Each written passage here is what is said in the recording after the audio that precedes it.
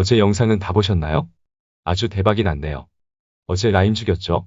반응이 폭발적이었네요.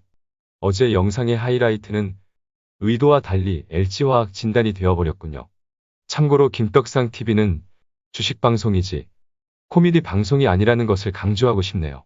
멋모르고 들어와서 댓글만 봤다가는 오해를 할 것 같으니 오늘만큼은 아주 진지하게 방송해 보겠습니다. 오늘만큼은 웃을 생각하지 마세요. 정말 재미없게 방송해 보겠습니다. 빠르게 시작합시다. 오늘도 삼성전자를 먼저 살펴봅시다. 악재가 떴나요? 일단 내용을 살펴봅시다. 미국 반도체 업체 인텔이 파운드리 시장에 본격 뛰어들며 삼성전자와 경쟁을 하게 생겼네요. 인텔은 22조 6천억 원을 들여 두 곳의 반도체 공장을 신설하기로 했어요. 수년째 각종 위기론에 휩싸인 인텔로서는 승부수를 던진 셈입니다. 파운드리 글로벌 1등인 대만의 TSMC를 따라잡아야 하는 상황에서 인텔까지 파운드리에 뛰어든다고 하니 투심에는 다소 부정적일 수밖에 없을 것 같군요. 하지만 당장 파운드리 업계에 큰 위협이 될지는 지켜봐야 할 것 같아요. 인텔은 최근 CPU 개발 중 10나노 이하에서 좋은 성적을 내지 못했었는데요. 현재 삼성전자와 TSMC는 10나노는커녕 7나노를 넘어 5나노 수준에 도달한 상태입니다. 삼성과 TSMC의 미세 공정 성과를 인텔이 바로 낼 수 있는지는 의문입니다. 그리고 공장이 지어지고 정상 가동이 되기까지도 아직 시간이 많이 남았어요. 그럼 일봉 차트를 보며 시장의 반응을 살펴봅시다. 1% 하락에서 버텨주었군요.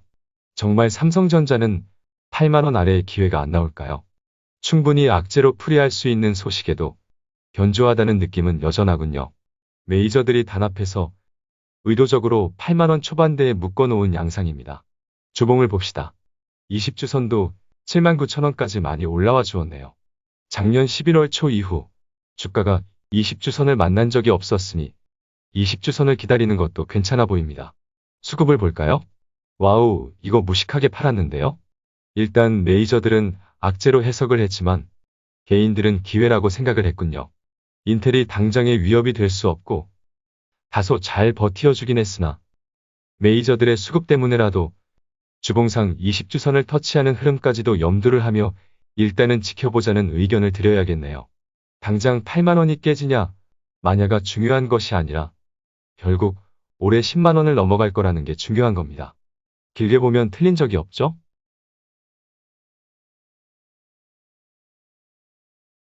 멤버십 종목 매드팩토는 오늘 7%가 넘는 급등이 나왔군요. 파마리서치 프로덕트도 작년 연말에 물리고 시작해서 중간에 수익을 뱉기도 했는데요. 어제 오늘 급등이 나오며 홀딩의 위대함을 증명해주네요. 14만원에 시작한 효성첨단 소재는 오늘만 9%가 넘는 급등이 나와 원금 회수를 완료했고 여전히 2배, 3배 먹는 떡상을 증명해가고 있습니다. 홀딩의 위대함을 경험해보고 싶다면 멤버십 가입을 눌러주세요. 다음은 SK이노베이션을 살펴볼까요? LG화학은 오늘 하락이 멈췄죠? 어제 더 이상 빠지면 안 된다는 의견을 드렸는데 일단 하락이 멈췄으니 더 지켜보자고요. 의미 있는 반등이라고 보기엔 강도가 약했으니까요. SK이노베이션은 합의가 되기 전까지는 차트를 보는 게 의미가 없다고 했죠. 지금의 신호들은 아무 의미 없으니 소식이나 전해볼까요? 배터리 영업비밀 침해 소송에서 패소한 SK이노베이션이 미국 오바마 정부 때 법무부 차관을 지낸 고위 인사를 영입해 대통령 거부권 촉구에 나섰습니다. 막판 뒤집기를 위한 히든카드를 꺼낸 모양이군요. 24일 SK이노베이션에 따르면 회사는 최근 예이츠 미국 법무부 전 차관을 미국 사업 고문으로 영입했다고 전했습니다. 예이츠 전 차관은 바이든 정부에서도 법무부 장관으로 거론되어 온 인물인데요. 바이든하고 친한 사이인가 보죠? 앞으로 얼마 남지 않은 기간 동안 SK이노베이션의 히든카드가 패를 뒤집을 수 있을지는 여전히 지켜볼 문제입니다. 어서 합의를 하거나 바이든 대통령이 명확하게 거부를 하든 말든 했으면 좋겠네요. 참고로 결과는 누구도 알지 못합니다. 하지만 친정부 인사를 영입한 SK의 전략은 대단하다는 생각이 드네요. 이런 카드가 있을지는 정말 예상하지 못했습니다. 다음은 네이버 일봉 차트를 봅시다. 오늘 조정으로 장중에 21선뿐만 아니라 기준선까지 깨졌었네요. 매수는 최소 37만 원대를 기다리자는 의견을 드리기도 했는데 오늘 장중에 37만 원대 반등이 나오긴 했습니다. 여전히 쿠팡이 90조 정도의 시총을 유지하고 있군요. 이러면 네이버가 싸다는 의견은 깔 수가 없게 되는 겁니다. 물론 좀 더 지켜봐야겠지만 쿠팡의 주가 흐름이 견조하다는 것은 네이버에게 나쁠 건 없을 것 같아요.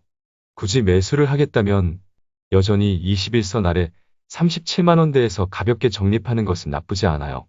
물론 길게 보면 당연히 40만 원을 안착하겠지만 개인적으로는 좀 더 기간 조정을 거칠 필요가 있어 보입니다. 쿠팡 덕분에 재평가를 받으며 시세가 나오긴 했지만 쿠팡 때문에 투자 난이도가 높아진 점도 있고요. 보유자는 오늘 지켜준 21선의 확실한 안착 여부가 체크 포인트가 되겠습니다. 다음은 현대차를 살펴봅시다. 어제 기아차를 살펴보며 자동차 반도체 부족 현상으로 인한 생산 차질 우려로 당분간은 지루한 흐름이 어쩔 수 없다는 의견을 드렸는데요. 다른 경쟁사들에 비해 상황이 괜찮다고 알려졌던 현대차와 기아차도 점점 부담이 되고 있는 상황 같네요. 이 부분을 좀 더 자세히 살펴볼까요? 현대차와 기아차는 현재 2주에서 6주 분량의 차량용 반도체 재고를 보유하고 있으며 재고 소진 시 생산 차질이 발생할 가능성이 있는 것으로 전해졌어요. 지난해 반도체 재고를 많이 확보해 둔 덕에 현재까지 버틸 수 있었지만 4월부터는 생산이 중단될 위기에 처할 것으로 보입니다. 차량용 반도체 부족 현상은 미국의 기록적인 정전 사태로 주요 차량용 반도체 전문 기업들이 라인 가동을 멈추면서 최근 더 악화되었는데요. 여기에 최근 차량용 반도체 세계 3위 제조업체인 일본의 르네사스도 화재로 공장 가동이 중단되면서 불안감은 커지고 있어요. 불난 집에 또 불이 났으니 정말 더럽게 재수가 없네요. 현대차와 기아차는 르네사스의 반도체를 상당량 사용하고 있는 일본 부품업체 덴소로부터 일부 부품을 납품받고 있는 것으로 알려졌으니 투심에 문제가 발생한 것으로 보입니다.